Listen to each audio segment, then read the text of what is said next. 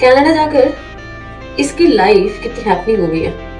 YouTube videos बना रही है, बिल्कुल फ्री है, लाइफ को एंजॉय कर रही है और कनाडा के प्रोविंसेस घूम रही है। क्या आप यही सोचते हैं?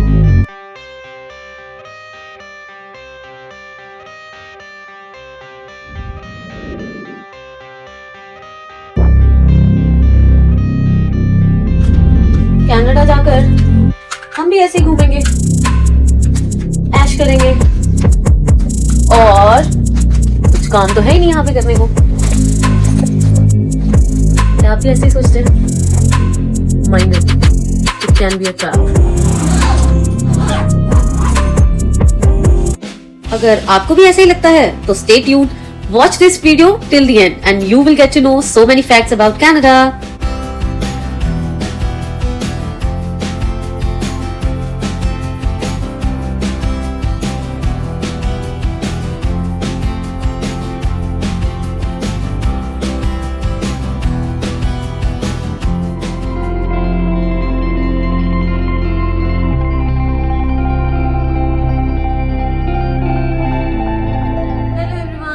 Back to my channel. कैसे हैं आप सब लोग? मैं बिल्कुल ठीक हूँ and thank you for all the love that you people are giving me to my videos. मैं इतना एक्सपेक्ट नहीं कर रही थी, to be very honest, but then yes, you know, it's giving me more inspiration to make more videos and more content. Thank you so much. And before we start the video, you know the drill. हमें सीखने हैं कुछ French के words, तो चलिए let's start. तो जो पहला word I'm going to teach you today is he, I, she, you know, ऐसे वर्ड्स। तो I को फ्रेंच में बोलते हैं je, he को बोलते हैं il, she को बोलते हैं elle, we को बोलते हैं हम वाला we को बोलते हैं nous, यू को बोलते हैं यहाँ पर दो तरीकों से, एक तू होता है और एक आप होता है। तो तू को यहाँ पे बोलते हैं तू और आप को यहाँ पे बोलते हैं वो। So that's it for the French and now let's just hop on to our main video. तो आज आपने मेरे प्री कैप में तो देख ही लिया होगा कि आज का टॉपिक क्या होने वाला है। वीडियो स्टार्ट करने से पहले let me tell you that this is our last day in PAI and आज हम यहाँ से निकल रहे हैं। We have a flight in the morning tomorrow and then will be reaching Surrey. आने वाली वीडियोस में आपको सरी के बारे में बहुत कुछ देखने को मिलेगा, सो स्टे ट्यून्ड। आज का मेरा टॉपिक है कि क्या कनाडा की लाइफ सच में इतनी हैपनिंग है, सच में इतनी ब्यूटीफुल है जितनी आपको मेरी वीडियोस देख के लग रहा है। कनाडा में आना, I mean immigrating to Canada अपने में ही एक बहुत बड़ी स्ट्रगल है, स्पेशली जब आप PR में आना चाहते हैं। It took us around 2 years for this immigration journey. You know, it took 2 years to get that PR, that golden email जिसको हम कहते हैं। 2 साल में आपको सुनने में it sounds very easy, okay, PR मिल गया, सब कुछ हो गया, but what has gone into those 2 years, ये मैं और अमित ही जानते हैं। How we have worked hard, how we have managed my daily job and my French lessons या my IELTS classes या anything else that was going into it, preparing for the documents, yeah, that's a big factor also. कितना कुछ जा रहा था इस सब चीज में, but what made me continue it for that long was my determination कि नहीं, I want to see a good future with my husband staying along with me. So finally करते कराते हमें PR मिल गई और हम कनाडा में आ गए। बट उससे पहले क्या हुआ था कि हमारे पास इतना टाइम था, स्पेशली रमित के पास, when he was at home, वो इतनी रिसर्च करते थे कि उन्होंने मुझे पहले ही बता दिया था कि प्रियंका, कनाडा लैंड करने से पहले we have to make sure कि तुम वहां जाके करोगी क्या। आप मुंह उठा के यूं ही कनाडा नहीं चले आ सकते, right? This has to be a planned action, mind it, you have to plan it thoroughly and that is what me and Ramit had done. Ramit मैंने आपको पहले भी बताया था वो बहुत रिसर्च करते हैं, तो उनका अपना तो पता ही था because he is into shipping industry. तो वो शिपिंग इंडस्ट्री में ही यहाँ पर मतलब आने वाले टाइम में काम करेंगे। इट्स जस्ट दैट कि कनाडा में he has an Indian COC, उनके पास इंडियन लाइसेंस है, शिपिंग लाइसेंस है, तो उसको बस कैनेडियन लाइसेंस में कन्वर्ट करना है, इक्विवेलेंसी करना उसको कहते हैं लाइसेंस को।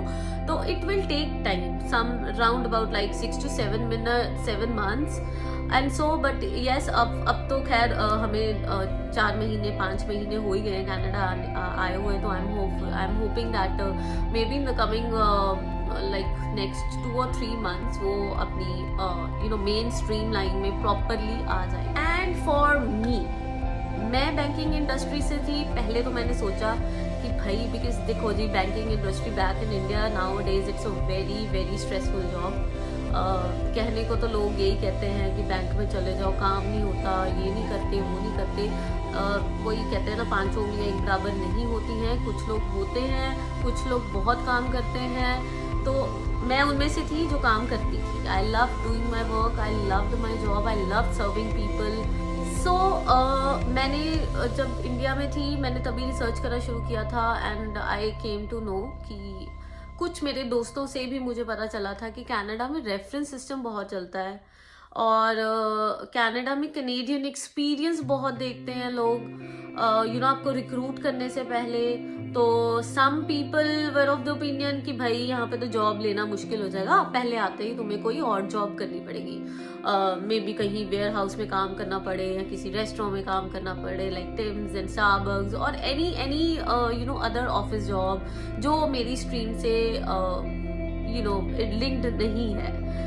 बट कुछ मेरी फ्रेंड्स जो मेरे अच्छे फ्रेंड्स थे, बेस्ट फ्रेंड्स थे, उन्होंने मुझे ये बताया था कि प्रियंका डोंट वरी, अगर तेरे में काबिलियत है, if you can get through the interviews ना, तो तुम it will be very easy for you to किसी भी बैंक में अपना करियर आगे परसू करने के लिए। So after coming to Canada मैं एक एग्जाम की तैयारी कर रही थी बिकॉज मुझे था कि यहाँ पे हर चीज आपको स्क्रैच से शुरू करना है, राइट? और स्क्रैच का मतलब इन बैंकिंग इंडस्ट्री मीन्स कि बिल्कुल ही स्टार्टिंग लेवल से, जिसको हम कहते हैं टेलर, कस्टमर रिप्रेजेंटेटिव सर्विस, ठीक है। एंड उसके लिए देयर आर सर्टेन सर्टिफिकेशंस, अगर आप वो कर लेते हैं तो it gives you an edge over the other candidates. तो मैंने भी ऐसे ही CSC कर कैनेडियन सिक्योरिटी सर्टिफिकेट करके एक एग्ज़ाम है यहाँ पर एंड थोड़ा सा टफ, थोड़ा नहीं काफ़ी टफ एग्ज़ाम है because it has volume 1 volume 2, आपको दोनों एग्ज़ाम्स देने हैं एंड थोड़ा सा महंगा भी है ये सर्टिफिकेशन। इट्स अराउंड लाइक मेरे ख्याल में $1,400 और समथिंग लाइक दैट, वेयर मतलब अदर्स जो है, जो बाकी कोर्सेज हैं, देयर लाइक 200 300 400 ऐसे वाले। तो but I selected this one. मैं इंडिया से ही इसकी तैयारी करनी मैंने शुरू तो कर ही दी थी। सो एनीवेज मैं जब कनाडा आई तो साथ साथ में हमने जॉब्स अप्लाई करना शुरू कर दिया, but I was very very clear with this thing कि मैं कहीं और जॉब नहीं करने वाली हूँ। I am gonna take my own sweet time to prepare for this exam and side by side apply only for my banking jobs. That's it.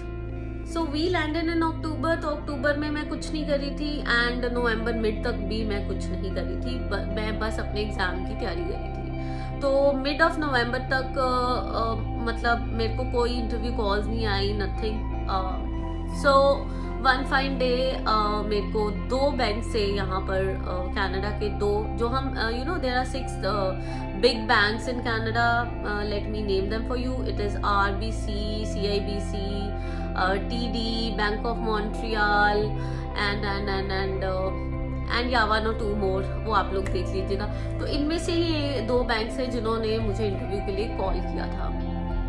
So the first post was for a business banking associate and the second one was for mobile mortgage advisor assistant की job. पहला interview जो मेरा हुआ था that was for business banking associate. यहाँ पे interviews के rounds होते हैं, you have to go through certain rounds. पहले आपका फोन इंटरव्यू होगा, फोन इंटरव्यूज भी कभी कभी 2 बार ही होते हैं and then you might have a face to face interview, या कभी कभी सब कुछ फोन पे ही हो जाता है। तो जो बिजनेस बैंकिंग एसोसिएट वाला था उसमें मेरे 2 राउंड्स पहले फ़ोन पर हुए थे and then I had a face to face interview with them. तो business banking associate, all my banking colleagues, business banking associate is just like a CSO जो कि SME डिपार्टमेंट में काम करता है. So this is a post relating to the business industry. आपको मतलब business loans देने हैं, बिजनेस अकाउंट्स खोलने हैं and everything and all related to that thing. Mortgage, mobile mortgage advisor assistant was a work from home type of opportunity and it is all about home loans in Canada. तो ये post home loans में deal करी थी और home loans का मुझे अच्छा exposure था ही थोड़ा बहुत, you know, may be not about the processing but yes definitely about मतलब जो भी होम लोन की निटीज एंड ग्रिटीज होती हैं आई न्यू देम ऑलरेडी. तो मुझे लगा कि yes this is a perfect role for me. अब हुआ क्या कि बिजनेस बैंकिंग एसोसिएट में मुझे ऐसा लग रहा था कि थोड़ा सा ना इजी होगा कि नया कैंडिडेट है या मैं नई हूँ या समथिंग लाइक दैट. तो मुझे लगा थोड़ा they will go easy on me क्योंकि वो 2 बैलेंस शीट्स को पढ़कर आपको कुछ रेशियोज बतानी है या वो करना है. एंड ट्रस्ट मी, मुझे इंडिया में भी मैंने SME में शायद बहुत पहले काम किया था, लाइक 3-4 साल पहले काम किया था. अभी मैं सिर्फ लोन्स को सोर्स करती थी, बिजनेस लोन्स को, और अपने सेल्स में भेज देती थी for processing. But to my surprise जब मैं फेस टू फेस इंटरव्यू के लिए गई सारे राउंड्स क्लियर करने के बाद, मेरा behavioural interview I am always you know very very confident about that because I know interviews के बारे में I have a good knowledge. मैं I am not bragging about it but then it is what it is. तो मुझे कभी भी behavioural interviews में कभी डर नहीं लगता था, आई मीन लगता है. तो हुआ क्या कि आफ्टर बिहेवियरल इंटरव्यू एक second set of face to face interview उसी दौरान 1 घंटे के बाद हुआ था, जहाँ पे they gave me a balance sheet, a full flashed balance sheet of a company. और उसमें प्रॉफिट एंड लॉस स्टेटमेंट था, इनकम स्टेटमेंट था, और क्या होता है या जो भी होता है, और 2-3 टाइप की जो बैलेंस शीट्स होती है हमारी वो सब थी. और उसके बेसिस पे सर्टेन क्वेश्चंस है. अब थोड़े से जो फॉर्मूलाज होते हैं ना वो तो मुझे पता थे, थोड़ी सी कॉमन सेंस मैं लगा लेती हूँ, तो मैंने लगाई और आंसर्स मेरे मोर और लेस ठीक थे. मैंने घर आके चेक किया तो सब ठीक थे answers, but the thing is कि मेरे में कॉन्फिडेंस बिल्कुल नहीं था. बिकॉज आई वॉज लाइक कि आई थिंक मैंने उनको पहले बता दिया था कि look this is something I haven't worked in for the last since the last 4 years. So, but I'm a quick learner if given an opportunity. So I will learn it quickly and then you know implement it. ये मैंने पहले बोल दिया था. तो may be that went you know against me, मुझे तो यही लगता है आज तक. तो उस बैंक ने मुझे ना कोई कॉल करी और ना ही कोई ईमेल भेजी. And then one fine day I called and enquired कि भैया बता दो ले रहे हो नहीं ले रहे हो. तो बोल दिया उन्होंने कि अच्छा यहाँ पे एक सिस्टम है. मैंने उसको कॉल करके या शायद ईमेल भेजा था कि please let me know about the results of the interview. And जो आगे से लेडी थी उसने क्या बोला मुझे, she said in the email, Priyanka please call me at my number so and so tomorrow morning at 9 AM. अगले दिन मैंने जब कॉल करी तो मुझे लगा I mean I was of the impression कि हाँ भाई कुछ हुआ होगा तभी वो बोल रहे कॉल करना. बट जब मैंने कॉल करी ना तो she was like sorry Priyanka, this time we have moved on with some other candidate but we have kept your profile. If we feel like you know you fit into some other role we will definitely go ahead and this and that. तो ये इनका staple है यहाँ पे. हाँ, अगर ये आपको नहीं लेंगे ना इन एनी जॉब तो ये यही आपको ईमेल में भी यही चेपेंगे और आपको मोबाइल पे यही बोलेंगे. बट माइंड यू हाँ ये मत सोचना कि मैं कुछ ऐसी थोड़ी बहुत ही जॉब करी है बैंक में. It's not like that. मैंने अच्छी जॉब क्रैक करी है. यहाँ पर मॉर्गेज एडवाइजर असिस्टेंट का यू नो रोल मिलना, फर्स्ट रोल मिलना इज काइंड ऑफ डिफिकल्ट. ऐसा नहीं होता है. आई वॉज लकी इनफ कि मुझे मेरे इंडियन एक्सपीरियंस के बेसिस पे यहाँ पर जॉब मिल गई without any reference and anything. मुझे किसी की कोई रेफरेंस यहाँ पे नहीं डालनी पड़ी है, purely on the basis of my resume. और जो मेरा रिज्यूमे है बिल्कुल भी ट्वीक्ड नहीं है कि मैंने कुछ भी एक्स्ट्रा डाल दिया हो उसमें, या you know like play around it और समथिंग लाइक दैट, बिकॉज मैं वैसा बंदा हूँ ही नहीं, मैं कर ही नहीं सकती वो सब कुछ। ट्वीक वगैरह बिल्कुल नहीं कर सकती मैं चीज़ों को। मैं इन चीज़ों में इतनी फट्टू हूँ ना कि मैं बता नहीं सकती आपको। सो जो मेरा रिज्यूमे था ना, it was very very very much true to its every word. जो मैंने अपने पुराने बैंक में किया था, अपनी जो मेरी एजुकेशन है, और मैंने किन किन चीज़ों को किन किन चीज़ों पे काम किया है, वही सब कुछ मैंने उसमें लिखा था। इट्स जस्ट दैट कि the way of presenting my resume was good, and उसमें मैंने जो chronological order में अपनी चीज़ों को लिखा था, बताया था, जो डिटेल जहाँ पे डिटेल्स देनी थी वहाँ दी थी। सो उसी के बेसिस पे मुझे वो जॉब मिली थी। I am on training only, एक टाइप का ट्रेनिंग ही है मेरा। although my mortgage advisor has told me कि मे बी वो कुछ महीनों में मुझे परमानेंट कर दे। It's his decision, it's his call, जब उसे लगेगा वो तब कर देगा, ठीक है। एज ऑफ नाउ अभी तो like I have to work like 3 hours a day, क्योंकि 15 घंटे का है यहाँ पे। वीकली टाइप ऑफ चलता है system, you know. Full time का मतलब है 37.5 या 40 hours पर वीक, उसको हम कहते हैं फुल टाइम। सो मेरा है 15 hours पर वीक। 15 hours मतलब 3 घंटे हो गए रोज के, तो मैं 9 से 12 हर रोज वैनकूवर के टाइम के अकॉर्डिंगली अपना काम करती हूँ। अच्छा, अब बात करते हैं यहाँ पे मुश्किलें क्या क्या आती हैं। मुझको लगता है इसकी लाइफ कितनी ब्यूटीफुल है, कितनी हैपनिंग है, बहुत सारे एंजॉय करी है, बट ऐसा नहीं है। वो इसलिए क्योंकि लाइफ को स्क्रैच से शुरू करना दोबारा इज अ डिफिकल्ट टास्क। आपको बिल्कुल बिल्कुल जीरो से शुरू करना है। आप एक ऐसे देश में आते हो जहाँ पे आपका कोई भी नज़दीकी नहीं है। Although we have relatives and I am very thankful to them, they have helped us a lot in settling down here, but आपके मॉम डैड एंड भैया भाभीज एंड जो बिल्कुल नज़दीकी के रिलेशंस होते हैं वो नहीं होते हैं आपको बूस्ट करने के लिए, आपको सपोर्ट करने के लिए। मुश्किल यहाँ पे आती है, आपके पास कार नहीं होती तो आपको बसों में धक्के खाने पड़ते हैं, स्काई ट्रेन में जाना पड़ता है। I would say sky train जो है ना वो फिर भी बड़ी कंफर्टेबल है। बसेस का क्या हिसाब है कि बसेस चलेंगी अपने बस स्टॉप से, जो भी होते हैं, और ये तो है नहीं कि घर से बिल्कुल निकलते ही बस स्टॉप हो। I mean there are certain lucky peoples जिनके पास ऐसा घर होता है, या दे आर स्टेइंग समवेयर जहाँ पे बिल्कुल ही पास में बस स्टॉप है। हमारे घर के पास है बस स्टॉप, बट इतना भी पास नहीं है। It's like 600 to 700 meters of walk. वो वॉक करके जाना पड़ता है आपको बस स्टॉप तक, and then you have to take the buses. And on top of that, car में जो सफ़र आप मे बी आप उसको 15 मिनट में जहाँ आप पहुंच सकते हो, समटाइम्स इन बसेस वो 1 या 1.5 घंटा लगा देगा, एंड वो भी आपको 2 या 3 बसेस भी चेंज करनी पड़ सकती हैं। So it's like that. Second दिक्कत जो मैंने आपको बताई है कि भाई यहाँ पे तो काम तो करना ही नहीं पड़ता, बस ऐश करो, घूमो फिरो, बस चकाचक होकर, है ना, रेडी शेडी होकर। It's not like that.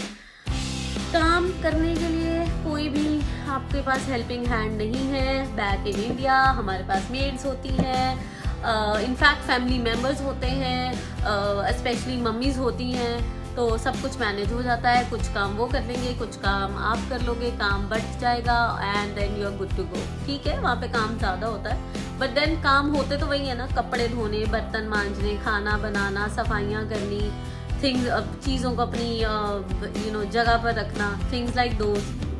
काम सेम है वहाँ पर भी और यहाँ पर भी, बस ये है कि यहाँ पे आपको हेल्पिंग हैंड कुछ नहीं मिलता। सब काम from morning till the night you go and sleep in the bed, वहाँ तक जितने काम हैं आपको खुद ही मैनेज करने हैं।